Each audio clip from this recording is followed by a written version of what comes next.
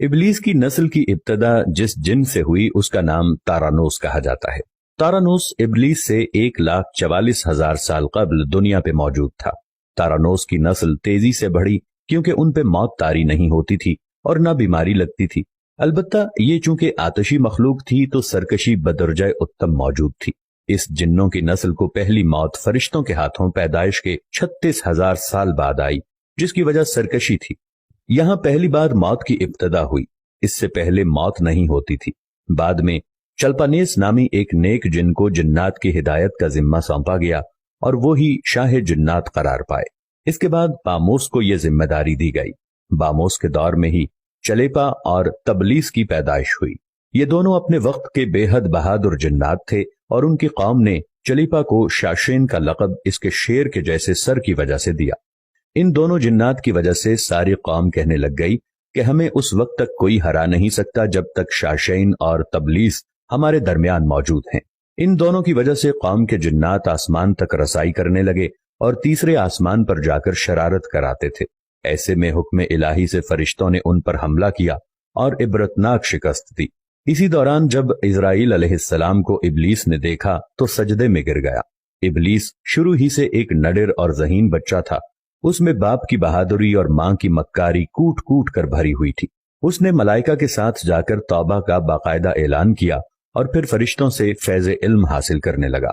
इल्म हासिल करने और रियाजत का ये आलम था कि पहले आसमान पे आबिद, फिर दूसरे आसमान पे जाहिद, तीसरे आसमान पे बिलाल, चौथे आसमान पे वाली, पांचवें आसमान पे तकी और छठे आसमान पे कबाजान के नाम से मशहूर हुआ। ये वो वक्त था जब ये फरिश्तों को सिखाता था। सातवें आसमान पे इबलीस बुक़्क़ाए नूर में रहा।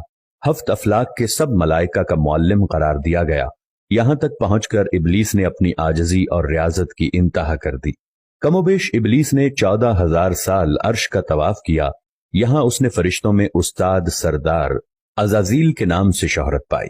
कमोबेश 30,000 साल मुक़र्रबीन फरिश्तों का उस्ताद रहा। इबलीस के दरसोबाज की मियाद कमोबेश 20,000 साल है। फरिश्तों के साथ क़याम की मुद्दत कमोबेश 80,000 साल है। इबलीस को हुक्म हुआ कि दारोगा जन्नत रिज़वान की मुआवनत करो और अहले जन्नत फरिश्तों को अपने इल्म फजल से बहरावर करो। यूं इबलीस को जन्नत में दाखिले का परवाना मिल गया और जन्नत में भी अपने इल्म से दारोगा जन्नत रिज़वान को सैराब किया और यूं जन्नत और रिज़वान की कुंजियां इबलीस के पास रहीं। रिवायत के मुताबिक इबलीस 40,000 साल तक ये फर्ज खजानची अंजाम देता रहा। यही वो मकाम आला तरीन जन्नत रिज़वान ही था जहां इबलीस ने पहली बार बादशाहत के ख्वाब देखने शुरू किए। उस वक्त इबलीस के पास हफ्त इक़लीम, अफलाक, जन्नत और दोज़ख सबका इख्तियार था और उसने चप्पे चप्पे पे सजदे किए थे। मगर यहाँ पे इबलीस आजिज़ी से पहली बार भटका और खुद को बादशाह बनाने और रब बन जाने के ख्वाब देखना शुरू किए। कई मलाइका के सामने रबूबियत की बात भी की, मगर मलाइका के इनकार के सबब चुप हो गया और यूं निजाम चलता रहा। मगर इस सब से अल्लाह ताला की जात बेखबर न थी। फिर आदम अलैहिस्सलाम की तख्लीक का मरहला आया जिसके कुरान मजीद में वाक़यात बयान हुए हैं।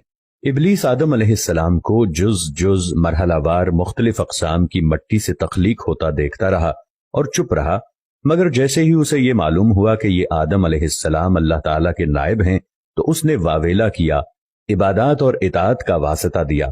फिर तंज किया कि मुझ जितनी इबादत किसने की, और आदम अलैहिस्सलाम को सजदा करने से इनकारी हो गया। तब अल्लाह ताला ने कहा, निकल जा शैतान मरदूद। लानती करार पाने के बाद इबलीस ने अपनी इबादत और रियाजत का रब्बे करीम से एवज मांगा, जिस पर अल्लाह ताला ने इबलीस को एक वक्त मालूम तक मोहलत फराहम की, जिस पर इबलीस ने औलाद आदम को सिराते मुस्तकीम से भटकाकर अपना पैरोकार बनाने का दावा किया, जिस पर रब्बे करीम ने फरमाया कि जो मुत्तकी और परहेजगार होंगे तो उनको गुमराह तू नहीं कर पाएगा। इबलीस के इस लानती काम में उसके 5 साथी हैं। नंबर 1, सब्र। इसके इख्तियार में मुसीबतों का कारोबार है, जिसमें लोग हाय वावेला करते हैं, गिरेबान फाड़ते हैं, मुंह पे तमाचे मारते हैं और जाहिलियत के नारे लगाते हैं।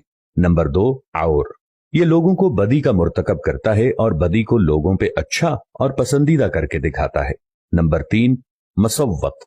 ये किज़्ब, झूठ और दरोग पे मामूर है, जिसे लोग कान लगाकर सुने। ये इंसानों की शक्ल अपनाकर उनसे मिलता है और उन्हें फसाद बर्पा करने की झूठी खबरें सुनाता है। नंबर 4, दासम। یہ آدمی کے ساتھ گھر میں داخل ہوتا ہے اور گھر والوں کے عیب دکھاتا ہے اور آدمی کو گھر والوں پہ غضبناک کرتا ہے۔ نمبر 5 زکنیور، یہ بازاروں کا مختار ہے، بازاروں میں آ کر یہ بددیانتی کے جھنڈے گاڑتا ہے، بازاروں میں برائیوں اور فحاشی پہ ورغلاتا ہے۔ ابلیس کا آدم علیہ السلام کو سجدے سے انکار کا جزیہ حسد تھا کہ جس نے اسے مجبور کیا کہ میری جگہ آدم یعنی خاک کو کیوں ملی۔